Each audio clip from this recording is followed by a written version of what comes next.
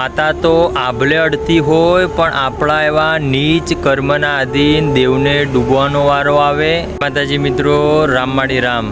આજે આપણે જાણવાનું કે ખુખાર મેરડી માતાના માળીએ એમના સ્વમુખે પ્રવચનના અંદર કીધું હતું કે માતા તો આભલે અડાડે છે પણ અમુક ભાવિ ભક્તોના નીચ કર્મના આધીન દેવને પણ ડૂબવાનો આવે વારો અને ભક્તને પણ ડૂબવાનો વારો આવે।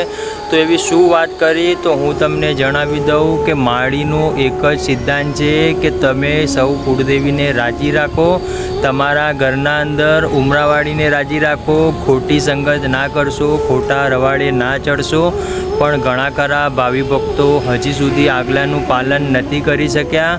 એટલા માટે દુઃખીના દુઃખી છે।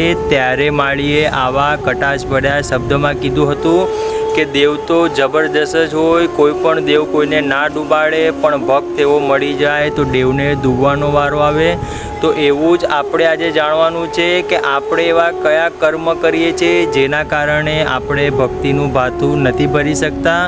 આપણે સાંસારિક જીવનના અંદર સુખ દુઃખ તો તમામ લોકોનો છે, છતાં પણ આપણે દુઃખીના દુઃખી છીએ। તો સુખનો સૂરજ આપણા આંગણે ક્યારે ઉગશે તો એના માટે માળીએ એમના સ્વમુખે એક જ વાત કરી છે કે સૌ ભાવિ ભક્તો 2 ટાઈમ સવાર સાંજ માતાજીની ભક્તિ કરો, સત્કર્મ કરો, સારાની સંગતમાં રહો, વ્યસન કરશો નહીં અને માંસ મટનનો ત્યાગ કરો, ભક્તિભાવવાળું વાતાવરણ રાખો।